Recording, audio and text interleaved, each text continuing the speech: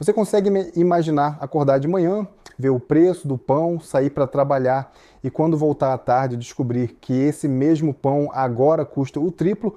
Não, isso não é ficção científica. Isso aconteceu de verdade no Brasil entre janeiro e março de 1990, segundo dados oficiais do Fundo Monetário Internacional. Nosso país viveu uma das hiperinflações mais brutais da história moderna. Os preços subiam mais de 50% por mês, mas na prática, produtos básicos como pão, leite e remédios tinham seus preços alterados 3, 4, até 5 vezes no mesmo dia. Famílias inteiras viam décadas de economia virarem pó em questão de horas. De acordo com o IBGE, o Índice Nacional de Preços ao Consumidor Amplo registrou variações sem precedentes. Em apenas 3 meses, o poder de compra do salário mínimo despencou de forma que muitos trabalhadores não conseguiam mais arcar com as necessidades mais básicas do dia a dia. Para entender como chegamos nesse inferno econômico, a gente precisa voltar um pouco no tempo, tá? O Brasil dos anos 80 já vinha sofrendo com uma inflação crescente, mas nada comparado ao que estava por vir. Segundo economistas da época, o país havia tentado diversos planos econômicos que falharam miseravelmente. A cada tentativa frustrada, a confiança na moeda brasileira despencava mais. O cruzeiro, nossa moeda da época, estava perdendo valor de forma assustadora. As pessoas começaram a perceber que guardar dinheiro debaixo do colchão era literalmente vê-lo desaparecer. Imagine a sensação de impotência. Você trabalhava o mês inteiro, recebia seu salário na sexta-feira e na segunda-feira seguinte, esse dinheiro já valia muito menos. Era como se uma força invisível estivesse roubando o suor do seu trabalho. O Plano Cruzado de 1986, o Plano Bresser de 1987 e o Plano Verão de 1989. Todos prometeram acabar com a inflação. Todos falharam. A cada plano fracassado, a população ficava mais cética e mais desesperada. Os economistas alertavam: sem uma reforma estrutural profunda, o pior ainda estava por vir. Janeiro de 1990 chegou como uma bomba atômica na economia brasileira. Os números oficiais mostram uma inflação de 71,9% naquele mês. Isso significa que os preços praticamente dobraram em 30 dias. Mas a realidade nas ruas era ainda mais dramática. Donos de estabelecimentos comerciais, desesperados para não quebrar, reajustavam preços várias vezes ao dia. Era uma corrida maluca. Eles recebiam mercadorias de manhã por um preço, mas à tarde os fornecedores já estavam cobrando valores completamente diferentes, tá?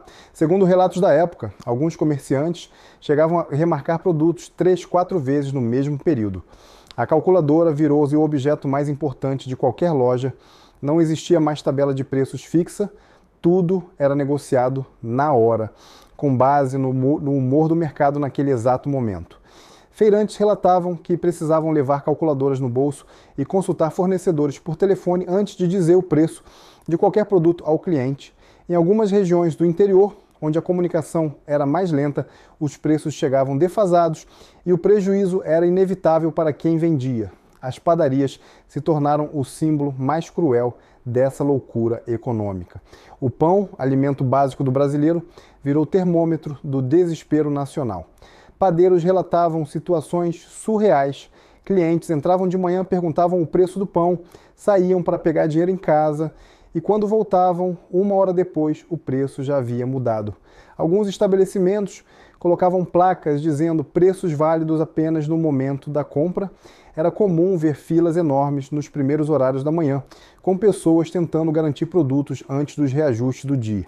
Mães de família desenvolveram estratégias de guerra. Saíam de casa com listas de prioridades, compravam primeiro o mais essencial, porque sabiam que se deixassem para depois, talvez não conseguissem mais pagar. O simples ato de fazer compras virou uma operação militar contra o tempo. Em algumas cidades do interior, padarias mais humildes simplesmente pararam de funcionar. Não conseguiam mais calcular o custo de produção. O trigo chegava a um preço de manhã e à tarde o custo já havia subido tanto que o pão produzido dava prejuízo. Era um ciclo vicioso que empurrava pequenos negócios para a falência. O impacto nas famílias brasileiras foi devastador.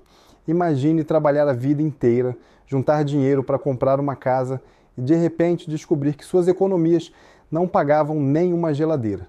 Histórias trágicas se multiplicavam, aposentados que viam suas pensões virarem migalhas, jovens casais que tinham que cancelar casamentos porque o dinheiro guardado evaporou, famílias que precisaram vender bens essenciais para comprar comida. A classe média brasileira praticamente desapareceu durante esse período.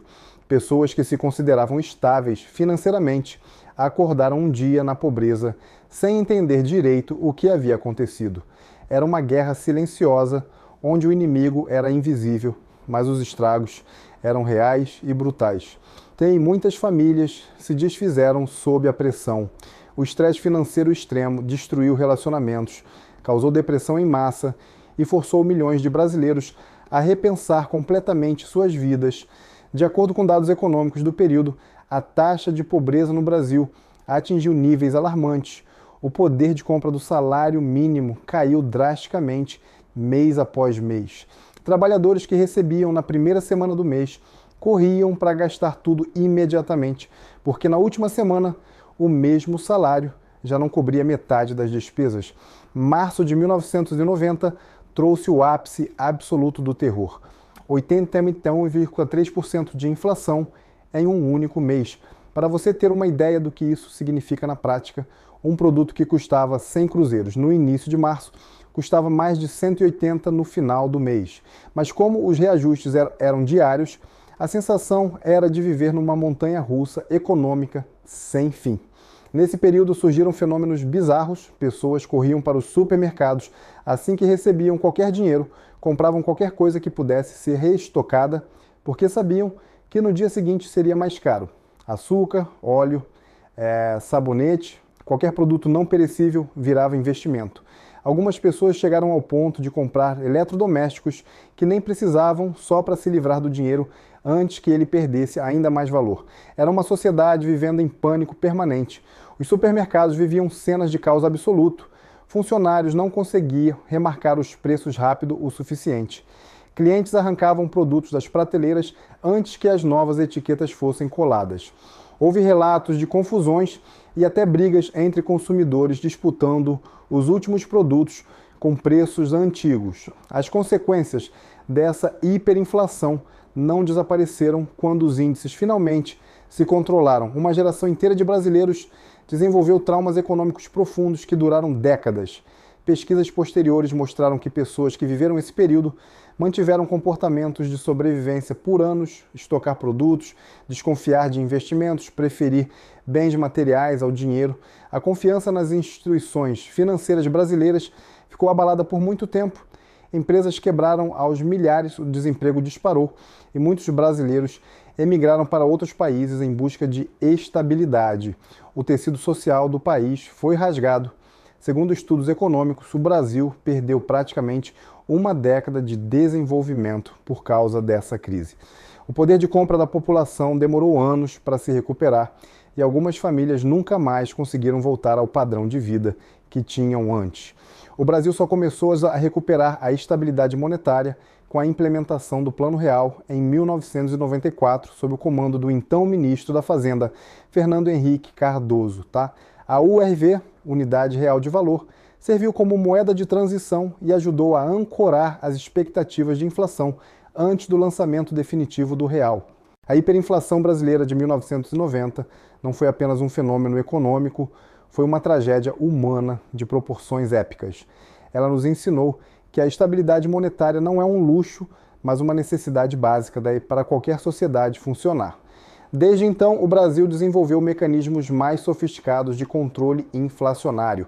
E a criação do real em 1994 marcou o início de uma nova era de relativa estabilidade. Mas as cicatrizes permanecem ainda hoje.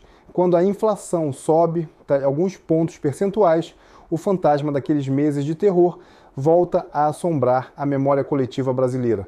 A história nos mostra que a economia não são só números frios. São vidas reais, sonhos destruídos, famílias despedaçadas. Se você achou essa história impactante, se inscreve no canal e ativa o sininho. E me conta nos comentários, você ou sua família viveram essa época? Como foi essa experiência? Vamos manter viva a memória desses momentos para que nunca mais se repitam. Hoje, O Banco Central do Brasil utiliza o sistema de metas de inflação como principal ferramenta de controle. A taxa Selic é ajustada regularmente para manter os preços sob controle. São mecanismos que não existiam naquela época e que foram criados justamente por causa do trauma da hiperinflação.